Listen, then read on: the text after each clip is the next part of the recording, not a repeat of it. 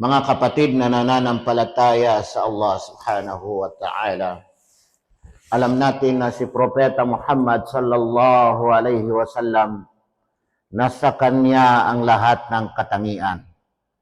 Katangian ng pagiging mapagkumbaba, katangian ng pagiging mabuting ugali.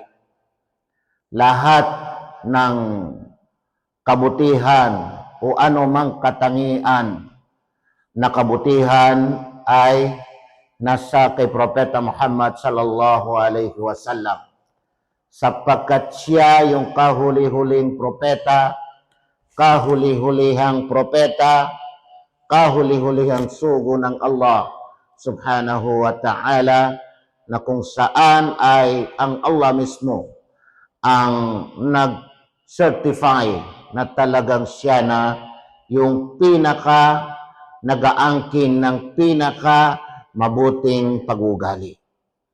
Mga kapatid na nananampalataya sa Allah subhanahu wa ta'ala, isang bagay mga kapatid na nananampalataya sa Allah na kinakailangan natin malaman sa panahon na pinapili si Propeta Muhammad sallallahu alaihi wasallam ng anghel. Kung saan ay makikita natin sa naisalaysay ni Abu Hurairah, kalugdan siya ng Allah subhanahu wa ta'ala, na sinabi niya, Jalasa Jibrilu ila Nabi sallallahu alaihi wasallam fanazara ila as-sama fa idza malakun yanzil. Sinabi ni Abu Hurairah, kalugdan siya ng Allah subhanahu wa ta'ala, na umupo si Jibril sa tabi ni Propeta Muhammad sallallahu alaihi wasallam. Sa paliwanag ng mga ulama, ibig sabihin niyan ay bumaba si Jibril kay Propeta Muhammad sallallahu alaihi wasallam dahil mayroong order sa kanya na hindi lamang para kay Propeta Muhammad sallallahu alaihi wasallam, kundi para sa pamayanan ni Propeta Muhammad sallallahu alaihi wasallam. Habang kasama ni Propeta Muhammad sallallahu alaihi wasallam si Jibril, si Propeta Muhammad sallallahu alaihi wasallam, fanazara ila sama, tumingin siya sa taas, tumingin siya sa langit. Fa idza malakun yanzil, at mayroong isang anghel na bumababa. Tingnan ninyo mga kapatid na nananampalataya sa Allah subhanahu wa ta'ala, bakit kinakailangan pa na mayroong bababa na isang anghel na nandoon naman si Jibril? Napakahalaga mga kapatid na nananampalataya sa Allah. Faqala Jibrilu, inna hadhal malaka ma nazala mundu yawmi khuliqa qabla as-sa'a.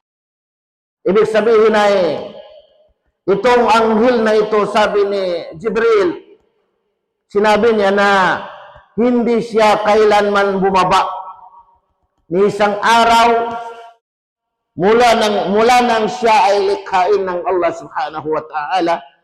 Sa paliwanag nito ay mundu khalaqahu Allah subhanahu wa ta'ala illa al-an, maliban na lamang sa ngayon, kaya bumaba ang anghel na ito. Ano itong order na dala-dala ng anghel na ito kay Propeta Muhammad sallallahu alaihi wasallam? Falamma nazala qala ya Muhammad arsalani ilayka rabbuk. Nang makababa na ang anghel ay sinabi niya kay Propeta Muhammad sallallahu alaihi wasallam, O Muhammad, sinugo ako, ipinadala ako sa iyo ng iyong Panginoon. Ibig sabihin ay sinugo ako ng Allah subhanahu wa ta'ala para sa iyo. Afamalikan nabiyan yaj'aluka aw abdan rasulan. Itong dalawang bagay na ito mga kapatid na nananampalataya sa Allah, sabi ng anghel na ito, nais mo ba na maging hari na propeta? Gagawin sa iyo ng Allah subhanahu wa ta'ala malik, hari, at propeta pa. Gagawin ng Allah subhanahu wa ta'ala. O kaya ay nais mo ba na maging alipin na sugo? Tingnan ninyo mga kapatid na nananampalataya sa Allah. Itong hari na propeta ay tulad ni, sa paliwanag ng mga pantas, ay tulad ni Sulaiman, na kabilang siya sa naghari sa buong mundo. Propeta pa, tapos siya pa ay naghari. At itong abadan rasula, alipin na sugo, ay tulad ng ilan sa mga propeta o kaya ay mga sugo ng Allah subhanahu wa ta'ala, sapagkat alam natin yung pagkakaiba ng nabi at saka rasul. Pinapipili si Propeta Muhammad sallallahu alaihi wasallam. Nais mo ba na maging hari na propeta, gagawin sa iyo ng Allah subhanahu wa ta'ala, o nais mo ba na maging alipin na sugo? Si Propeta Muhammad sallallahu alaihi wasallam, kabilang sa kanyang katangian ay kapag tinanong siya, ay hindi siya agad-agad magsalita. Pero nakakalungkot sabihin na tayo, pag mayroon tayong marinig na katanungan, kahit na hindi tayo ang tinanong, ay talagang napakabilis natin. Para bagang kinain na natin ang lahat ng mga batas, lahat ng mga kaalaman. Sinabi ni Jibril, "Tawaba li rabbika ya Muhammad." Magpakumbaba ka para sa iyong Panginoon, o Muhammad. Na itong pagsabi ni Jibril na magpapakumbaba ka para sa iyong Panginoon, o Muhammad, ito yung misyon ni Jibril. Ito yung misyon. Na kung papansinin natin dito, mga kapatid na nananampalataya sa Allah, puspos ng tinatawag na hikmah o kaya wisdom. Na hindi natin mapapag-aralan ang wisdom, ang hikmah, hindi natin yan may isa sa ulo, may memorize. Kasi hindi yan pinag-aaralan, hindi yan sila sa ulo. Bagkus ito ay kaloob na ibinibigay ng Allah. Ibinibigay ito ng Allah. Biyaya ito ng Allah subhanahu wa ta'ala. Yu'til hikmata man yasha. Ibinibigay ng Allah ang hikmah, ang wisdom.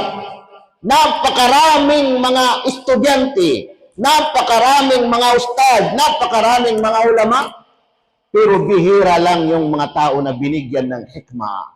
Naway pagkalooban tayo ng Allah subhanahu wa ta'ala ng wisdom, hikmah. Yu'til hikmata man yasha. Anong ibig sabihin ng hikmah? Madalas natin ito nababanggit na napakarami ang kahulugan niya, pero naiipon dito sa wadu shay fi mawdi'ahi. Ibig sabihin ay yung ilalagay mo ang isang bagay sa kanyang tamang lalagyan. Lahat ng gagawin mo sa iyong pananalita, sa iyong mga kilos, sa iyong mga desisyon, sa lahat ng bagay ay mayroong wisdom. Hindi ka kumikilos kung walang wisdom. Kaya minsan, yung mga tao na walang kaalaman o yung mga tao na mahina ang kanilang pag-isip, hindi nila may intindihan kung ano ang wisdom. Hindi nila may intindihan. Minsan, mayroon kang sinasabi, mayroon kang kinikilos, nang akala nila ay iba, akala nila ay masama. Kasi masama yung kanilang pagkaintindi o kaya masama yung kanilang pagkadinig. Pero yung wisdom ang pinaka-importante na matutunan natin doon, mga kapatid na nananampalataya sa Allah subhanahu wa ta'ala. Tawaba li rabbika ya Muhammad. Magpakumbaba ka para sa iyong Panginoon, o Muhammad. Na samantala si Propeta Muhammad sallallahu alaihi wasallam, siya na yung pinakamabuti ang kanyang pag-ugali. Siya na yung taong mapagkumbaba. Lalong-lalo na sa Allah subhanahu wa ta'ala. Tingnan ninyo ang wisdom, mga kapatid na nananampalataya sa Allah subhanahu wa ta'ala. Tinuturuan tayo ng laging pagpapakumbaba. Laging pagpapakumbaba. Anong sinabi ni Propeta Muhammad sallallahu alaihi wasallam? Bal abadan rasulan. Subalit ang pipiliin ko, sabi niya, ay bilang isang alipin na sugo. Bilang isang alipin na sugo. Hindi bilang hari, bilang isang hari na propeta, na tulad ni Sulaiman, kundi bilang isang alipin na sugo, na tulad ng ibang mga sugo ng Allah subhanahu wa ta'ala, na kung saan ay nabanggit sa banal na Quran, tulad ni Nuh alayhi salam, na sinabi ng Allah subhanahu wa ta'ala, innahu kana abdan shakura.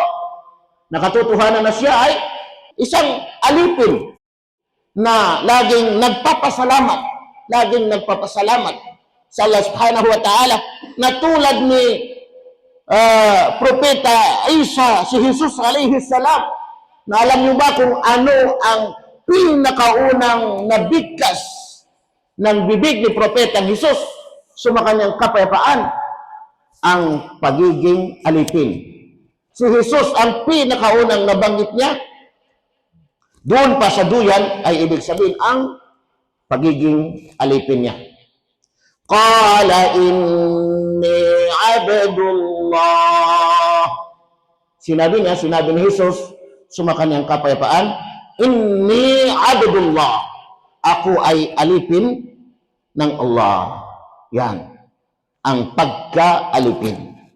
Ibig sabihin nito, mga kapatid na nananampalataya sa Allah, pananatilihin natin ang pagiging alipin natin para sa Allah subhanahu wa ta'ala, ang ating pagsamba sa Allah subhanahu wa ta'ala. Pagpapakumbaba, kasamang lahat ng mabuting mga pag-uugali, at pananatilihin natin, pinaka-importante yung pagpapaalipin natin para sa Allah subhanahu wa ta'ala. Sasambahin natin ng Allah subhanahu wa ta'ala, hindi pagpapaalipin sa mga posisyon, hindi pagpapaalipin sa mga salapi, hindi pagpapaalipin sa kung sino-sinong tao, kundi pagpapaalipin doon sa Allah subhanahu wa ta'ala. Itataas ng Allah subhanahu wa ta'ala, kabilang sa wisdom kung bakit ito yung napili ni Propeta Muhammad sallallahu alaihi wasallam, ay tingnan ninyo ang ibinigay ng Allah kay Propeta Muhammad sallallahu alaihi wasallam. Sa Surat Al-Isra, makikita natin, Subhanalladzi asra, kalwalhatian sa kanya, sa Allah subhanahu wa ta'ala, asra. Subhanalladzi asra bi'abdihi layla. Kalwalhatian sa kanya, sa Allah, asra bi'abdihi layla, na pinalakbay niya ang kanyang alipin sa loob ng isang gabi. Tingnan ninyo mga kapatid na nananampalataya sa Allah. Bi'abdihi. Bi'abdihi. Ang kanyang alipin. Pinalakbay niya ang kanyang alipin. Ang Propeta Muhammad sallallahu alaihi wasallam na alipin. Alipin ng Allah subhanahu wa ta'ala. Panatilihin natin ang ating pagpapakumbaba. Panatilihin natin ang ating mabuting pag-uugali. Higit sa lahat ay panatilihin natin ang ating pagiging alipin para sa Allah subhanahu wa ta'ala. Aqulu qawli hadha wa astaghfirullah li wa lakum.